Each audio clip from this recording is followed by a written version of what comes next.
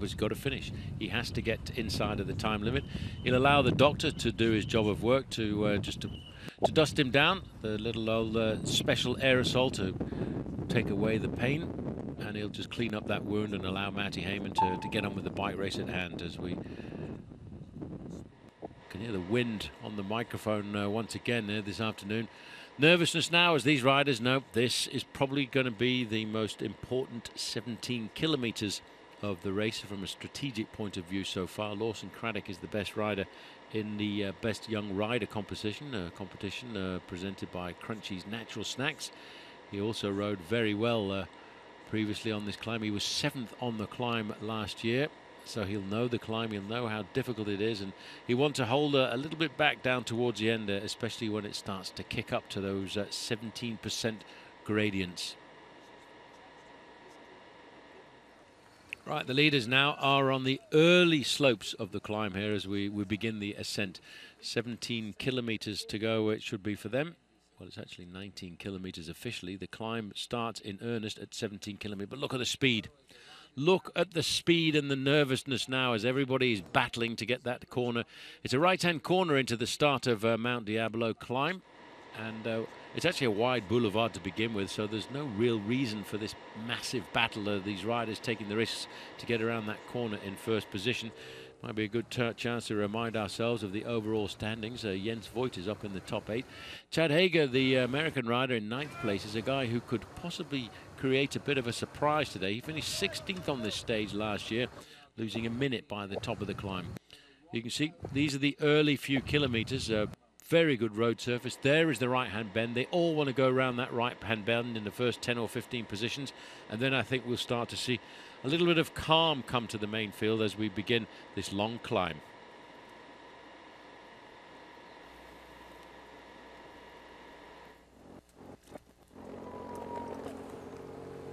Well, we are just about to start the climb here now at Mount Diablo. We're just 16 kilometers from the finish. The road is getting narrow as we're turning onto it. And for a moment or two, it's not going to be too tragic. They're all going to say, well, what's the big worry about? This is easy, but it's going to change. Yeah, I think they're definitely putting it down right now, because I saw Cannondale ride pretty much go as hard as he can, and he got out of the way, and I don't see any Skyriders in sight right now. So, yeah, it's BMC. Here comes Wiggle back on the left-hand side of your screen. But I see some BMC riders, and I saw the Cannondale riders earlier working for George Bennett, for example, and these BMC guys, you know, hoping that their leader, Pete Stenton, is going to have a great ride today. Well, at a time like this, it's a question of staying calm, isn't it? Because, yeah, you've had the big charge to get into that corner. I'm not really sure why they charged so much to get into that corner, because the first part of this climb, the first 1.5 kilometers, it's a big wide boulevard going through a neighborhood area with a very good road surface. It's in the next kilometer or so that's when it starts to get a bit more narrow.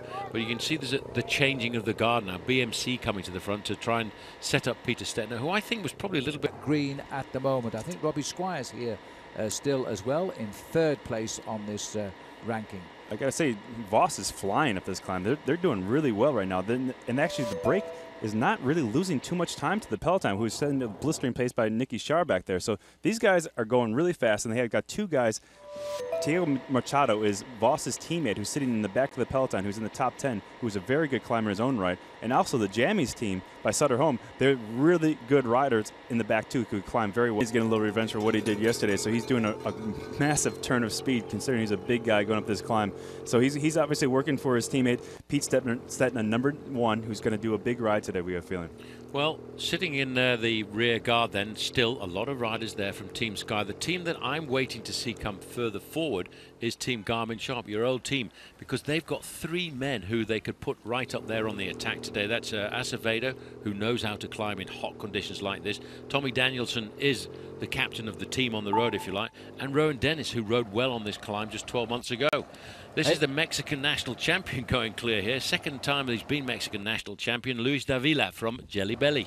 Well, I'll tell you what, Davilla's going. He's being chased by Robbie Squires, having a pretty inspired day as well. And they're hurting Paul Voss, the German rider on NetApp, his 3rd wheel now, who thought he could ride this breakaway off his wheel. And he's found he's got 2 guys up for the fight.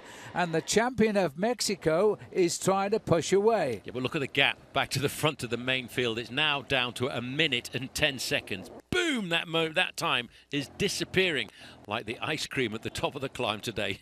Well, it probably would melt today, actually, as we see the Mexican rider here push on, and Robbie Squire, who won the sprint in Livermore, is showing he's got some strong legs there. And it may be that Paul Voss is recovered and might pedal back. It could be 3 versus the rest very shortly. Yeah, I don't think Paul Voss is going to be too happy about that acceleration, considering he was doing the biggest part of the work right at the bottom. But I think he's coming back, and now he's to the finish line. We're having a little bit of problem holding the pictures of the peloton, but what I can tell you is Sky have lost most of their riders now that were in the pacemakers. They've dropped off the back. Ian Boswell, Danny Pate, the 2 Americans have gone off the back of the race. And that's to be expected. Their job was to keep them safe to the mountain, not to worry about working for them on the mountain. That job is passed to others now. And Paul Voss has recovered. His heart settled down to a mere 170, and he's now moving up to those 2 attackers. Well, he's slightly older than the other riders with him. He's 28 years of age, and sometimes you don't have that ability to change speed. As we caught a slight glimpse of the main field, and once again, Phil, that Team Sky, they know how to pull themselves back together. They know how to...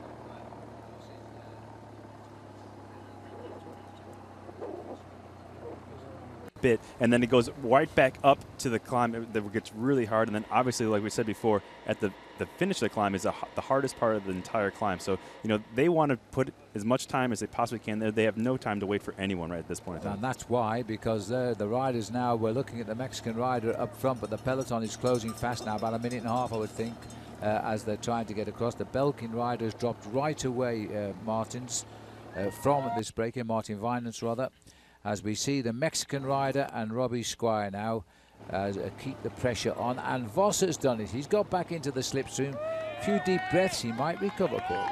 Well, Davila is a very good climber, and I think it was that acceleration. He was second in the King of the Mountains classification at the Tour of Gila just about a month before the start of this race. So he's a good climber. He's got the ability to accelerate, whereas Voss, on the other hand, is much more of a time trialist. He's the guy with the big V8 diesel engine. It takes him a while to get it going, but once he gets it up to speed, he can keep cruising like the Mexican rider can. Yeah, he's only won 1 race in a long career, but he's been a very, very solid teammate on Etapa. And this is a team going places. Gets its first crack at the Tour de France this year.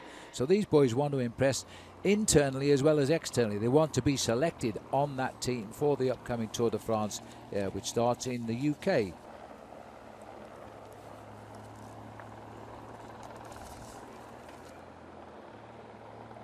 But I tell you what, just looking at the speed here, these riders are, I mentioned a little earlier that we're picking up a northwesterly wind. Well, in the early slopes of this climb, that is becoming a tailwind for these riders, and it's pushing them to very, very high speeds in the early part of this climb. As you can see them storming along here, we're looking at close to about 30 kilometers an hour, the average speed on this climb in this early part. Once we get up to the top, it will slow down quite a fraction, because of the fact that the gradients start to get up to 17 and 18%. But around here, it's only 5 or 6% is the average gradient as the riders are pushed off to the right-hand side there. Well, I hope this comes all the way back together. Yes, it does. Thank you very much. That was just a little directional island in the middle there. And it's Rob Squires there who's got himself a slight advantage because he took the short way round. But his gap, it's 1 minute and 10 seconds back to Wiggins, Dennis, and I'm not sure that Taylor Phinney will still be in that group, because I think he turned climber Peter Stettner, whose father, Dale Stettner, was a very good professional bike rider in the 1980s when I was racing. So it's 1 minute and 10 seconds, and Team Sky still in control.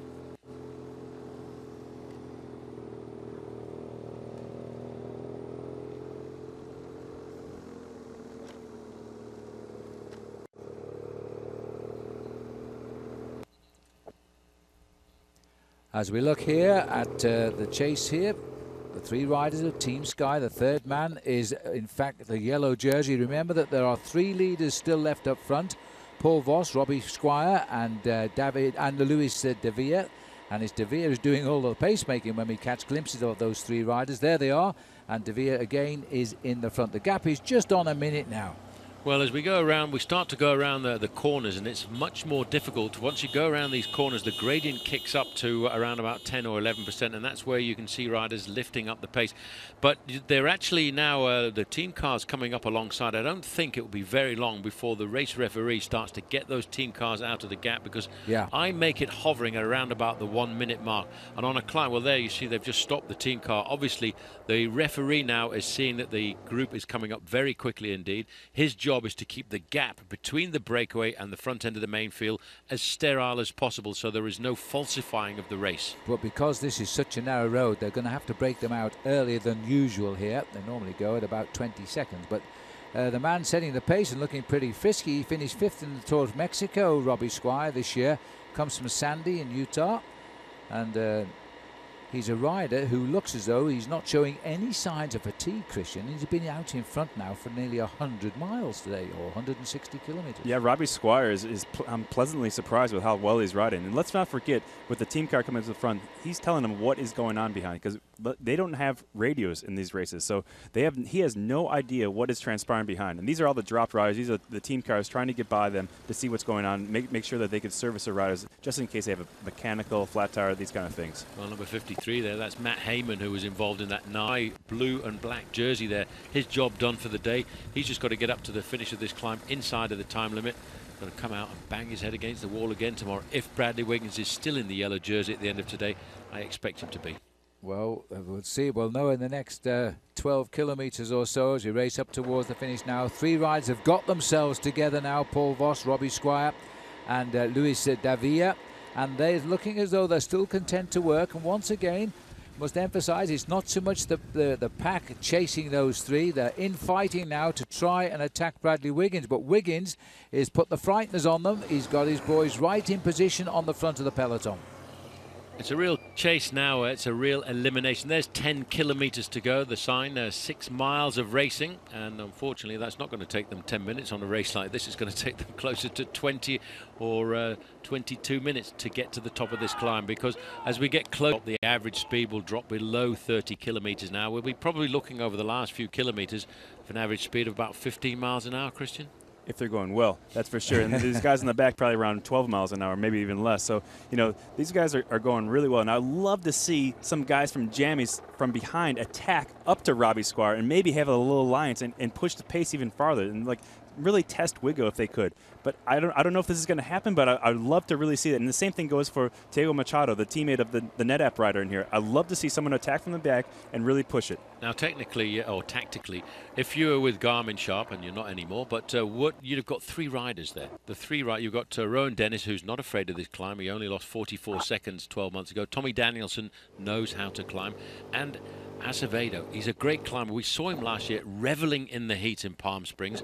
Why are they sitting back at the moment? Are they waiting for the final few kilometers? They've got a lot of time to pull back, and you can't pull back time in the last kilometer. You've got to go early. No, that's for sure. But you know, at the same time, this is really fast. This point of the race, you can see that they have big pitches where they slow down a little bit, then it flattens out and they get the speed back up. Big pitches, fast again. Pat up and down the whole way. So it's not really the best place to attack, but it'd be really a big, massive sacrifice. That said, I would love to see Tom Dennison rip it up there a little bit and let Rowan Dennis have a free ride to the finish line, sit on Wiggo. It looks as though Jamis is actually the team of the day at the moment, because last year they were the team with Acevedo. By virtue of his performance in this race, he signed for the Garmin Sharp team and gave him his big chance on the World Tour squad. Now it's up to Robbie Squire to impress and maybe make the similar jump next time out. He's the man in 2nd place in the middle of the pacemaking here. Paul Voss setting the pace. Yeah, I mean, the Jamis team most likely riding for Daniel Jaramillo, who won 2 races last week in Gila, so he's definitely flying right now.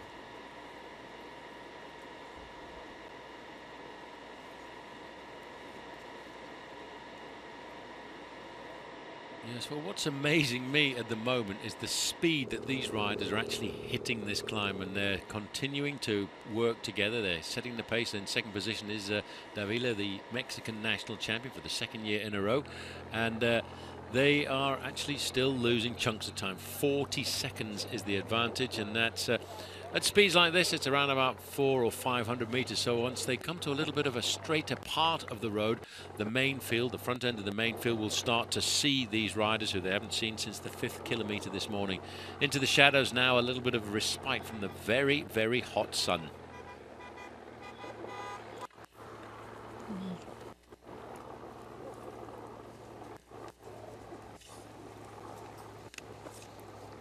Just in the trees here, just looking through. The 3 riders are up front, and the breakaway hovering on that small gap of around about 40 seconds now. So they'll be bringing everybody out in between. And I reckon no more than about 25 guys left in the main peloton. You might just have noticed the red car being pulled out of the gap now. That's the neutral service vehicle. So the race referees getting this gap are completely devoid of cars. There's a few motorbikes in there. There'll be a neutral motorbike. That's the red one just over to the left-hand side. He will have a couple of spare wheels on there, but that indicates the gap's coming down very, very quickly. The last official time check we got was 40 seconds.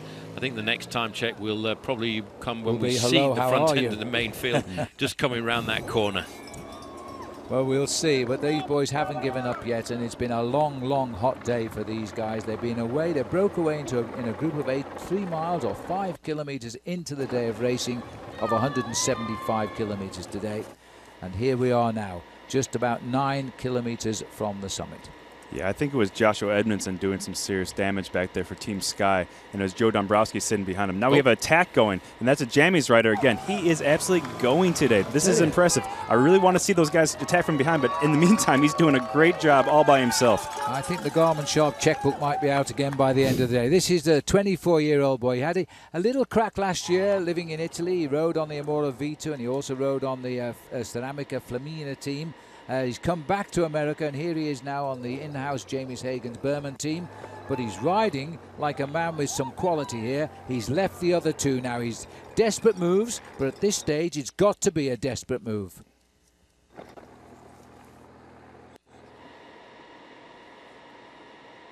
Yep, 24 years of age from Sandy in Utah, so obviously a man not wary at all of altitude.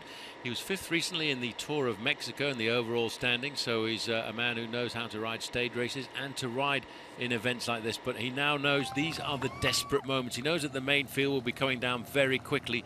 I can see that the Mexican national champion has responded there to that acceleration. Davila, he's trying to come across the gap, but the clock is ticking by. We're inside of 7 kilometers to go. It's 30 seconds. When we look at the helicopter shot from this altitude, we should be able to have a look back and start to see the front end of the group, which will now contain all of the protagonists for the overall standings. Bradley Wiggins and the men who expect to challenge him as of today and onwards. Rob Squires last year rode for Amore Vita and Ceramica Flamina, and that was from June onwards before he came back to the United States to get picked up by this team, James Hagan Berman, presented by Sutter Homes. Give it its full title. There he is, and he's about to get joined there by the Mexican national champion, Davila. But they are going very, very quickly on this climb.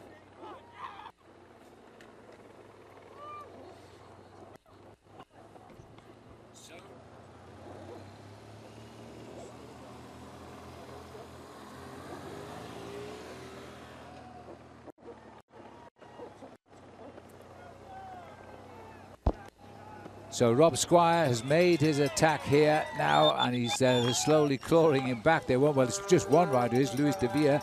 The Mexican has tried, he's caught him and he's hit him, and he's gone now. The two-time Mexican. These boys really want to hold this off. It's a long time since you've seen a breakaway attack each other like this to stay clear. Well, it's a long time since you've seen a breakaway go so fast up a climb like this after 170 kilometers, almost 100 miles of racing. They're throwing caution to the wind. The sandbags have been thrown out of the hot air balloons here this afternoon, and they are going for it. Davila, 2-time national champion of Mexico. He's going so fast at the moment. He knows it's desperate. He knows how fast that the main field can react behind. He's got to take every risk. At a moment like this, you cannot do anything left at all. Now let's have a look back, because it looks as though the yellow jersey of Bradley Wiggins is on the front, but gone now are all his teammates in black. Well, that's why he's the leader, but now it's down to him. Yeah, now this is the best time where the best defense is offense. Just go. Just be like the old school with Miguel Indurain, where you just take the initiative and just take it and just go by yourself and go. You know, if you set a tempo that you know that no one else can attack, they won't, obviously.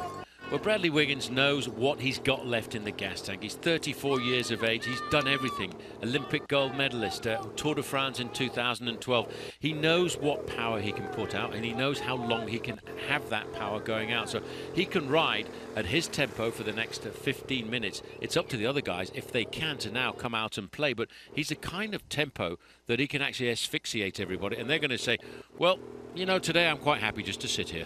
Well, it's a big test now because Pete Stettner here, who's leading BMC, into his second wheel here in that red and black. I think you've got George Bennett of Cannondale in third place. They know that Wiggins has the strength. They're frightened of Wiggins. But on the other hand, at some stage, they're going to have to find out just how good he is and attack him. Like we said before, Wiggins is so strong, and now it's up to the climbers to change the tempo, because if he's going to do his own tempo, it's going to be brutal, it's going to be blistering, and they're not going to be able to do anything. So they need to change that tempo. Whether or not they get dropped after that tempo, it doesn't matter. You have just got to change it right now. Well, we're looking at a Mexican here, and the champion of Mexico at that. Only one Mexican rider has ever won a stage of the Tour de France, and no Mexican rider has ever won a stage of the Amgen Tour of California. That rider, by the way, was Raul Alcalá, and that was back in Francorchamps in Belgium. I wonder how his garage is doing, Paul. Have you still got good business going? I think he's doing pretty well. We've seen him over at the Tour de France a couple of times recently. This is the rider, Squire, who was caught and dispatched from the breakaway Robbie group. Squire. I tell you what, as you can see, Bradley Wiggins just taking responsibility himself at the moment. This is a very good study in pedaling style here. He's not looking for anybody to come forward. He's not looking for any assistance. Take control. He sat in an armchair, if you like, for 165 kilometers. He's used his teammates one by one, and now it's up to him. There you can just see the yellow jersey. The gap, we're being told it's 30 seconds. Sorry, guys, it is not. It's about 15 seconds, the distance between the Mexican leader now, Davida, and the yellow jersey group of Bradley Wiggins. At most, and you know what you were saying earlier, that Danny Pate's going on a stroll. I think that Wiggle looks like he's going even easier on the front, ripping the peloton to shreds and taking the breakaway back by himself. He's destroying the peloton by himself. But again, like I said, they needed to throw it down right now. They need to change that tempo and see if that could even help that Soros. But I think they're just kind of being beat into submission right now, in all honesty. Well, sadly, you know, Paul, we're going to come up to 5 kilometers to go very shortly, and I think they are going to catch this lad. But what a start he's been today. Out in front from the 5th kilometer, looks like being roped in at only 5 left of a day of 175. You're not a very nice sport, is it, professional cycling? We don't sometimes, because when you read fairy tales to your kids at night, you want them to come true, but unfortunately there's no fairy tale at the top of this mountain, Mount Diablo today, which, by the way, never used to be called Mount Diablo. It was Monte del Diablo, which actually meant the thicket of the devil, because the local indigenous Indians used to run away and hide from the Spanish, but it was the British who changed it from Monte to Mont Diablo. Interesting, eh? Very, yeah. Well, nobody's hiding today, though. Now look at this, the job's done now. They are closing in on him. They're going to catch him at around about the 5 kilometer point. All of the work being done. Now the question is, Christian, why is nobody attacking Wiggins? No, you think that everyone just doesn't maybe have the guts, but they're going so fast. I think you have to realize how fast they're flying up Mount Diablo right now. They're just sitting. They're just happy that they're still with Wiggo, because he's setting this blistering tempo. They're being beat into submission. They really are. Well, bear in mind, they're actually on the ideal terrain for Wiggins at the moment. It's a steady gradient. It's a good gradient where he can use his power. He will get challenged for the stage victory later on when it kicks up. But it's all about time. Let's see how much time he wins or loses. Got 3 right now. Well, these are the guys at the back end of the race. Their job done for the day. They have been left behind, having set the pacemaking in the early parts of this race. Now, as far as they're concerned, it's a question of finishing off. That's Greg Van Avermaet sat in the middle there for Team VMC Racing. Rode very well in the Classics campaign, but this is the business end of the race this afternoon. Look at that cadence of Bradley Wiggins, just ticking it over, 95 beats a minute, if you like. Right behind him, Peter Stettner. He's got the pace exceptionally high. I'm still looking for the blue jerseys of Garmin Sharp. Well, he's setting a tempo here which is absolutely destroying the field at the moment.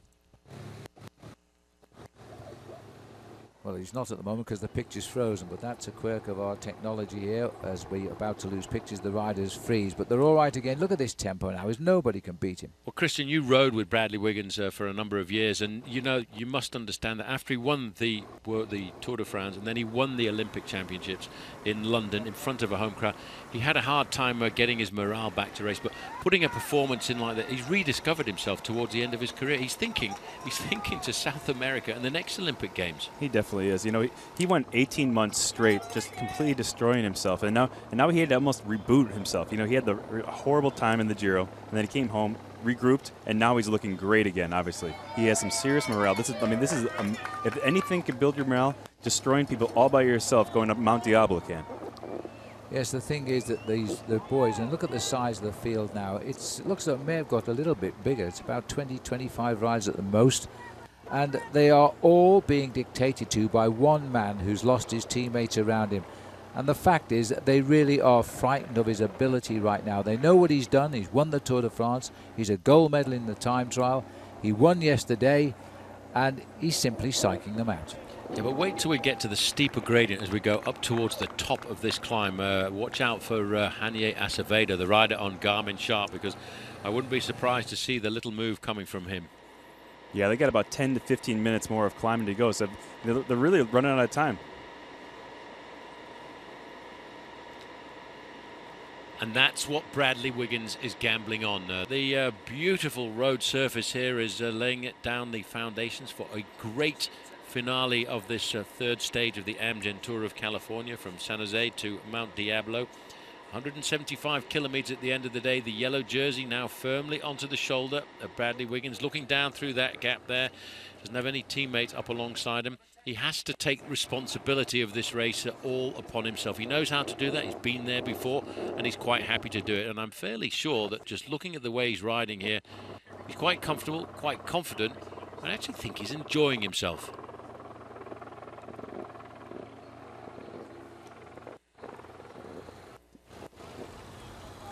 Well, Bradley Wiggins is zip undone here. Temperatures have hit over 90 degrees Fahrenheit, which is 35 degrees Celsius today, but it's all coming together now for the last showdown.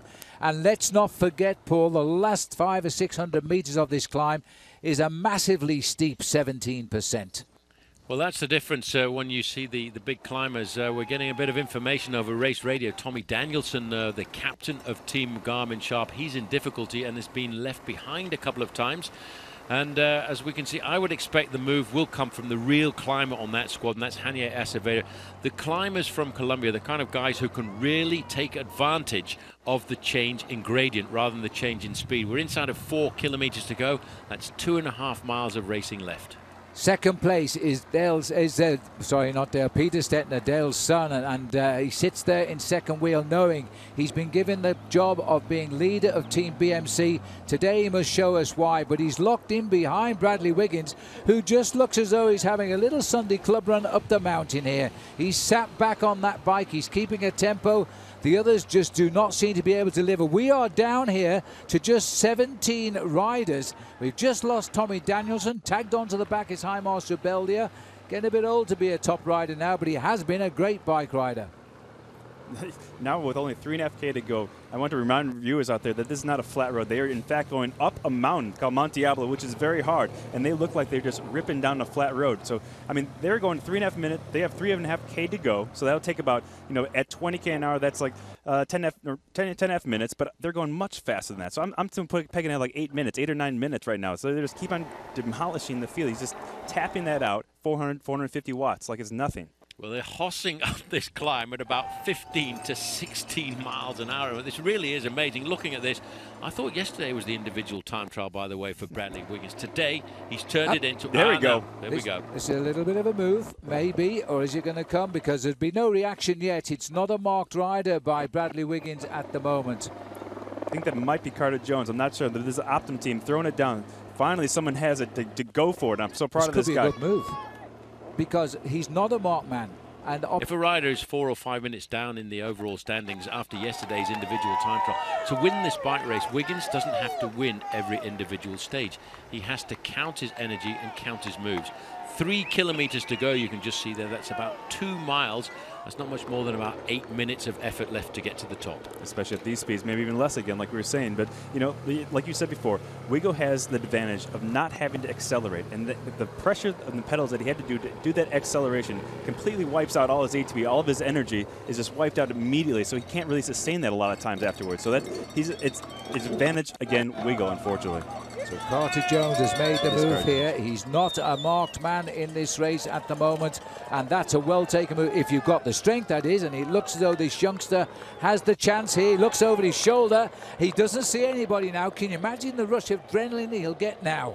Well, don't forget, he won the Tour of Hilar this year. He's in good form. He's got that gap, and he knows that Wiggins is not going to chase him down. Wiggins has absolutely no reason to chase him down at all.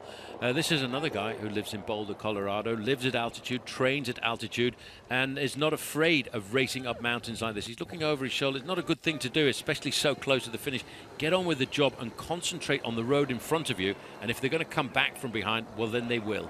Brilliant move by Carter Jones. Yeah, like you said, he just won the Tour of Gila, which is only 2 weeks ago. So he's obviously in great climbing form because that's a race that's at altitude and has a lot of hard climbing in it. So he's going obviously very well and has the confidence after that win to do such a move, such a bold move by attacking Bradley Wiggins.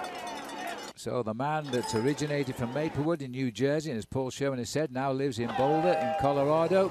Well, he's used to plenty of hills in Colorado, but he's got himself a little tempo here. Now, he started the day 2 minutes, 33 seconds behind Bradley Wiggins. That is why Wiggins won't chase this man down. He's looking for the other riders to make their effort. They have as much to lose at this moment, so they should really react. But Wiggins continues to ride at his own tempo, and this is a very good tactic as well. He rides at his tempo, the tempo at which he is comfortable. It's easy to attack, and I can say that sort of figuratively speaking. It's easier to attack, but to consolidate and continue with the effort, that's the difficult part. Yeah, Wiggo just has to be true to himself, and that's experience. You know, and don't forget the finish, the steepness. Exactly, and that's going to play into the hands of someone who has a lot of punch because it's a short part that is very steep. However, someone who has a little bit of punch, like a Bettini-esque rider, someone who has almost like sprinter qualities, but who's also slight in build, could really take advantage of that at the finish line today. Oh, just look at this, though. The riding of Wiggins is holding Carter Jones now. He's grinding him back into the mill here,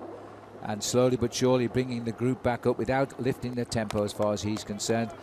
He's just keeping everything nicely under control. He's riding this race like a great Tour de France leader of the likes of the great time trialist Miguel Indurain, probably the only man you could compare him with.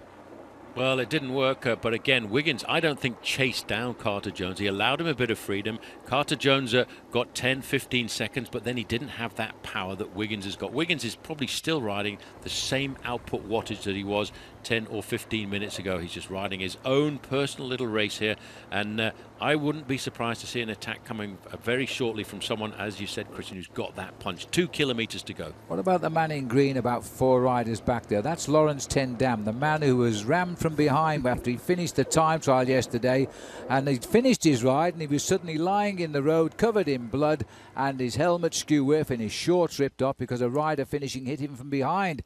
He's in the breakaway here now, and he's riding extremely well. Yeah, Lawrence looks really good considering what he did yesterday. He was laying on the ground. He got beat up after that time trial, so I hope he could do a really good ride. Just spotted number 13, Rowan Dennis, sitting very comfortably in that group as well for Garmin Sharp. Started the day in 2nd place in the overall standings. He won't be scared at all about this climb. He rode well on it just 12 months ago.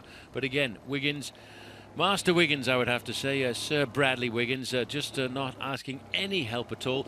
He knows he has to take the responsibility. Once his teammates have laid themselves out on the road earlier on, it's up to him now to take the responsibility, and that's what a leader is all about. Yeah, this is great for Rowan Dennis. You know, Rowan can't do these accelerations. He's more or less the same build as Bradley Wiggins. So the more steady, the steadier it is, the better it is for Rowan at the end of the day. So he's happy to be like that. There he is right there. Azevedo's at the back.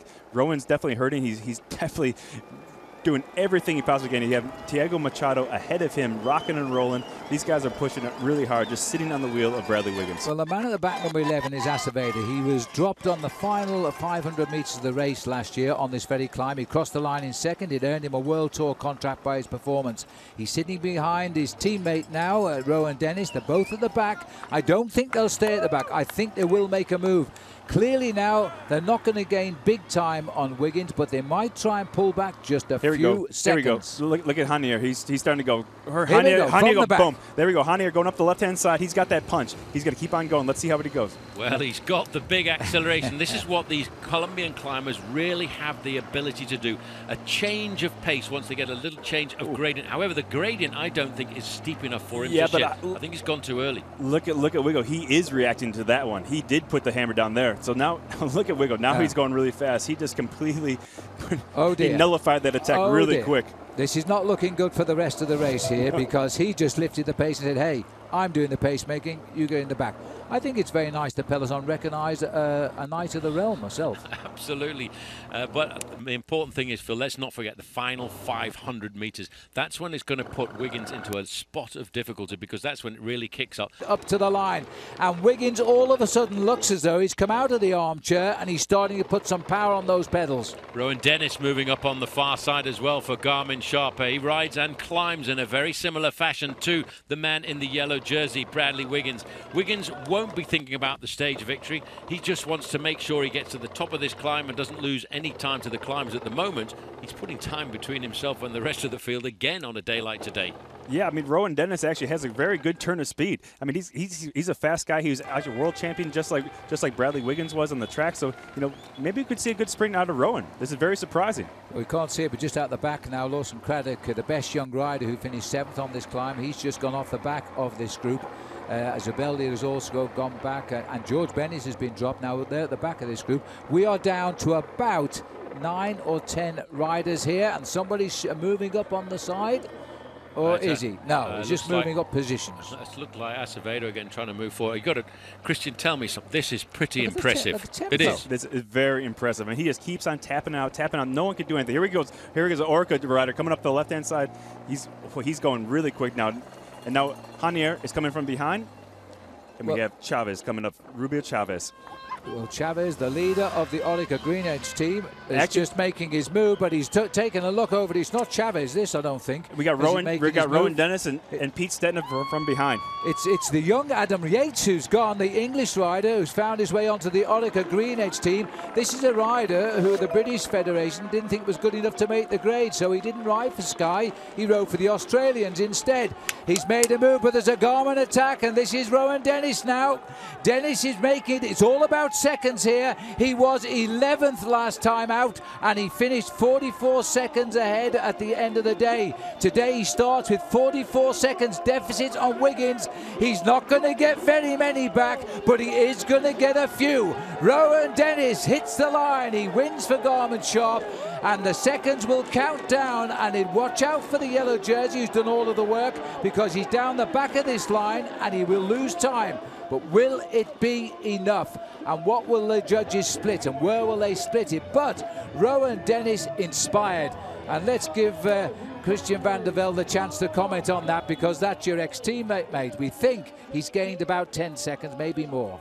I think he lost about 20 seconds there. So that's cut his deficit in half, more or less. But, man, Rowan Dennis having that turn of speed at the end, hitting the deck on stage 1, almost having to quit the race, actually, in stage 1. Jonathan Vaughters being suicidal at the beginning of this race, and now having the win on a mountaintop finish from a pursuiter. This is great. Well, one pursuiter chases another pursuiter. I reckon approximately 20 seconds was how much he pulled back there. That's going to pull him nice and close now. Again, it's going to be a long tactical week for Team Garmin Sharp. And Mr. Wiggins there as well for Team Sky, because the gap should be down to around about 22, 24 seconds between these two riders. I think they'll take a back seat now and wait for the next ski resort to pop up on the horizon. Well, that's the reality of bike racing, really. The strongest man led all of the way, and there were desperate moments. They had to take what they could, and take it they did. We'll just see how the judges time that over the line, and whether they give an absolute individual time to Brad Wiggins, which I think they will. Then we reckon he's lost 20 seconds of his 44 over Rowan Dennis. A 20-second catch off that, 24 seconds. It'll all come clear in a minute. But I'll tell you what, that was desperate moments. But what a brilliant ride. Whatever you think about Dennis's win, it was a great ride by him. Yeah, you definitely have to think back. What an impressive ride that Bradley Wiggins did to even get to where he was. I mean, he could easily have been beat up the whole way up that climb, but he set a great tempo all the way. So the ride's going to come up for quite some time yet. There are no time bonuses on the top because it's a mountain stage. It's a real-time race today. You get what you gain. And good rides all round by Rowan Dennis. Just Nathan Brown there. He went off not too long before the finish off that leading group. So he's come up with a very good time there, the USA rider. These are the boys from Orica Green Edge. There's Chavez coming in. He looks a little bit shaky, actually, at the moment. Well, I think everybody could be a little bit shaky. Huge. Yeah, him embracing Hanier there. What a great race. So Rowan Dennis is in. He's our hero of the day, though, the champion of Mexico, coming up towards the finishing line here. He's had a great day out racing today, the Jelly Belly rider rather, as he comes up to the line.